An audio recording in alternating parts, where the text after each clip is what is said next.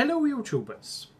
I was asked quite a good question today by Benny5825 and it was such a good question that I decided to do a video about it. Basically it's this: out of all the cameras that you have tested, which is the best all-rounder? Cheers.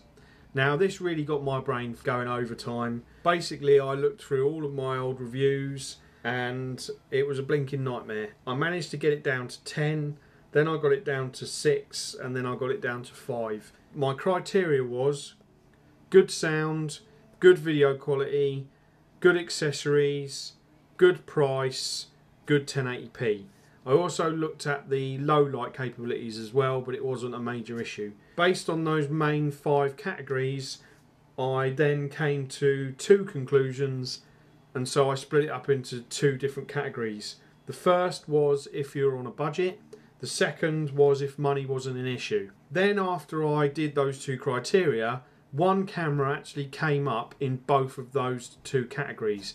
So then I decided, well, that basically would mean that it's the best all-rounder Pocket HD camcorder. So, on a budget, I came up with 2 cameras. The first one was the Panasonic TA-1. The reason for that was because of its price more than anything else. The features you get on it really good. The fact that it's got a webcam is really good as well. The indoor low light was really good. The sound is really good. The picture quality is relatively okay. So that is why it came in at number 2. Number 1 was the Kodak Playsport. And the reason that is good low light video, good picture quality, good 1080p, good sound quality, great accessories and really good price. So that is why it was my overall best all-round Pocket HD camcorder on a budget. Next up was if money wasn't an issue. So if you've got as much money as you would need, which would be the best Pocket HD camcorder to get. I had a look at them all and basically got it down to 2 cameras again. In at number 2 was the Toshiba S30. Now this is a really good camera. You get shed loads with it, loads of features. The picture quality isn't quite as good as my number 1 camera in this category, but it is still quite good. I'm still doing some daytime shots, so I've still got to sort of get back to you guys on that one.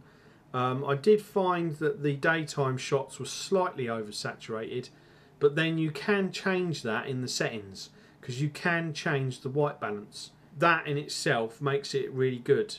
But my number 1, if budget isn't an issue, overall all-rounder Pocket HD camcorder is the Kodak Playsport. Again, same reasons. The sound was better, the picture quality was better.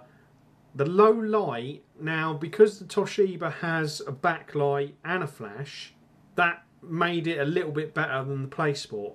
But then the Playsport does quite good low light anyway, so it was a bit of a tricky thing to do. I think it was the price and the sound that swayed my decision to put it in at number 1.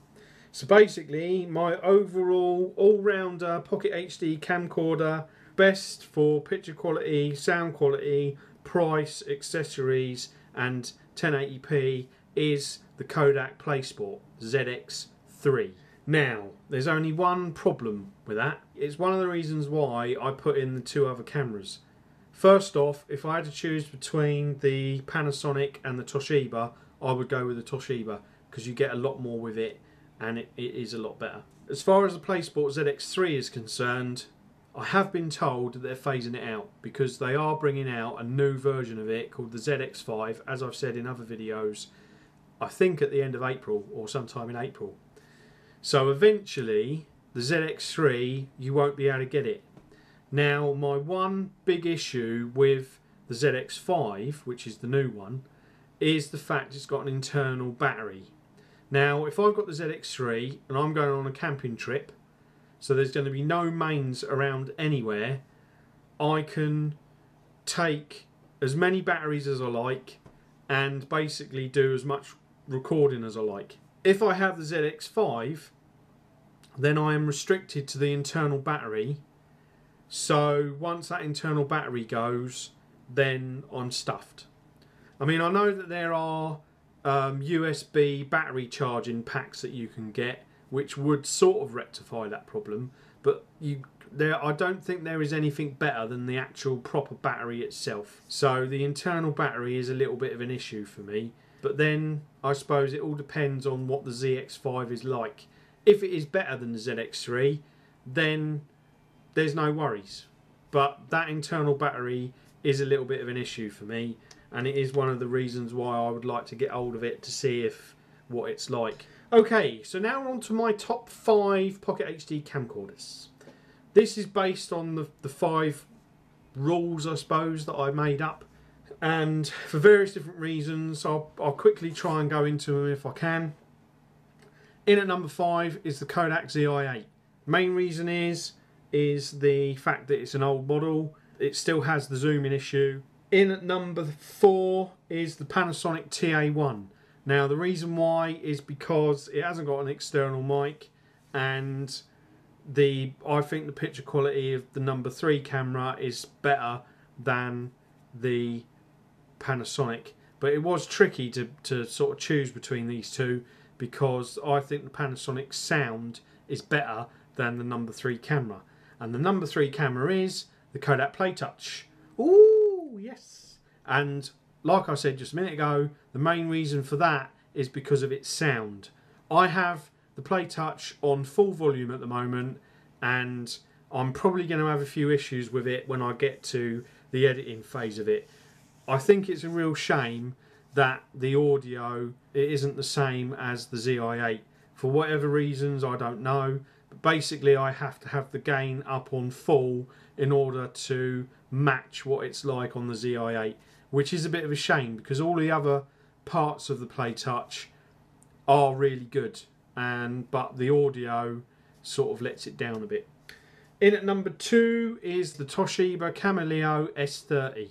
This has got so much good stuff about it. You've got your flip screen, colour effects, good stills and options, loads of options on the stills. You can hook it up to your HD telly, do live feed with your HDMI lead and the AV lead, and you can plug in the charger as well, so you don't have to worry about your battery running out, and you can see yourself on the TV, which I think is absolutely brilliant. The main reason why it only came in at number 2 is because the sound quality isn't quite as good as the number 1 camera, and at the moment I'm still deciding about the picture quality, but everything else is really, really good. And my number 1 camera is the Kodak Playsport ZX3.